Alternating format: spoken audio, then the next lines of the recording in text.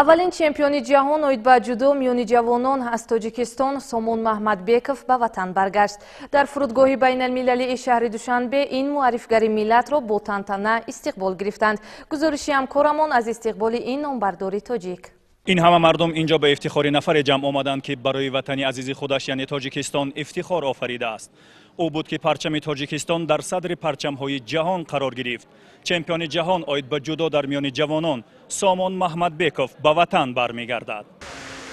аз субҳи барвақт фурудгоҳи байналмилалии шаҳри Душанбе қабои идома дошт. онҷо мухлисону дӯстдорони варзиш, хешовандону наздикон ва масъулони соҳаи варзишии кишвар то аз муаррифгари миллат истиқболи сазовор бигиранд. ин муаррифгари миллат Сомон Маҳмадбеков фарзанди фарзондаи ин диёр аст ки медали тиллои чемпионати ҷаҳон оид ба ҷудоро барои ватани худ ба армуғон овардааст.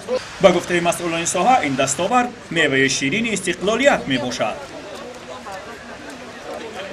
имрӯз ифтихор аз он мекунем ки он меваҳои ширадори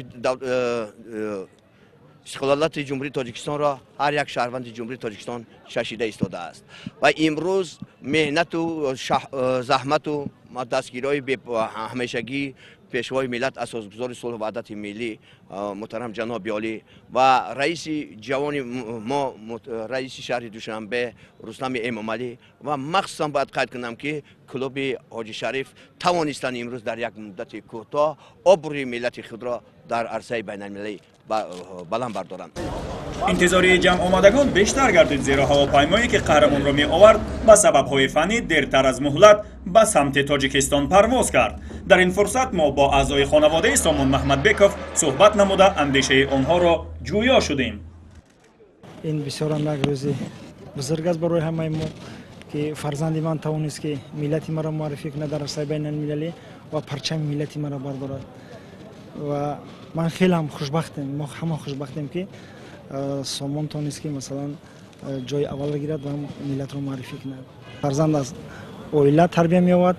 агар ки масалан имрӯза бинем ки кадом масалан бисёр як дастгирии ҳукумати ҷумҳурии Тоҷикистон аз он ҷумла асосгузори сулҳу ваҳдати миллӣ, пешвои миллат муҳтарам президенти кишвар барои ҷомеа, барои ҷавонон ки қадар масалан боғу боғчаҳои спортии масалан варзишӣ кушоданд ва боварӣ дорам ки ҷавонон ба ин яъне вақте ки зиёд сарф накарда ба спорт яъне ба варзиш машғул мешаванд ва оянда метавонанд ки ватан миллати худро муаррифӣ кунанд.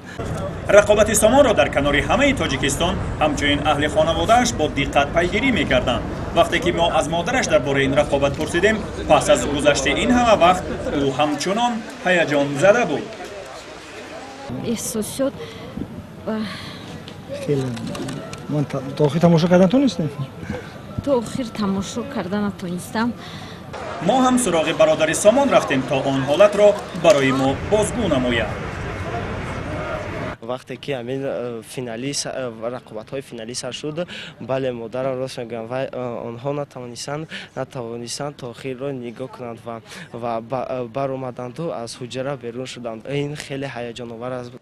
ниҳоятан ҳавопаймои интиқолдиҳандаи Сомон ба сарзамини Тоҷикистон фуруд омаду теъдоди хабарнигорони дохилӣ ва хориҷӣ ҳузур дошта дар толори истиқбол баёнгари он буд ки воқеан ҳам на ҳар рӯз қаҳрамони ҷаҳонро инҷо пешвоз мегиранд.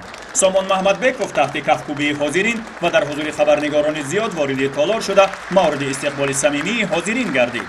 нахуст дасти ӯро Дилшод Назаров қаҳрамони олимпӣ фишурд то Сомон ҳам мисли ӯ аз бозиҳои олимпии Токио 2020 бо дасти пур баргардад. сипас аҳли хонавода ва масъулон дасти қаҳрамонро фишурда чун анъана ба сари ӯ тоқӣ бар тан ҷомаи зардӯзӣ пӯшонида миёнашро ҳам мустаҳкам бастанд.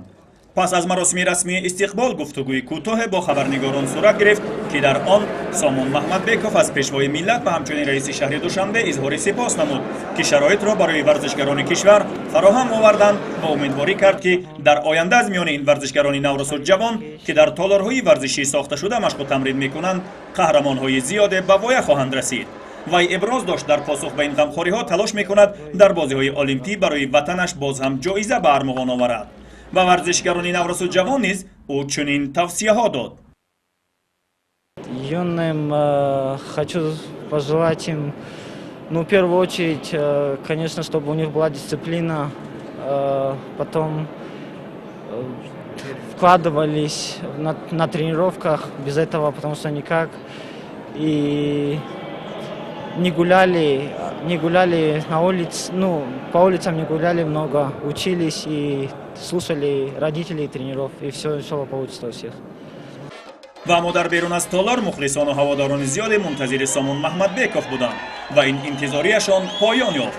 او را در صحنه فرودگاه مرد و زن، خرد و بزرگ، دوستان و نزدیکان و عموما مخلصان ورزش تاجیک با شعار و آویزه ها پیشواز گرفتند. انبوه مردم با کفکوبی و سخنهای تبریکی قهرمان جهان را استقبال گرفته همراه با او در حرکت شدند.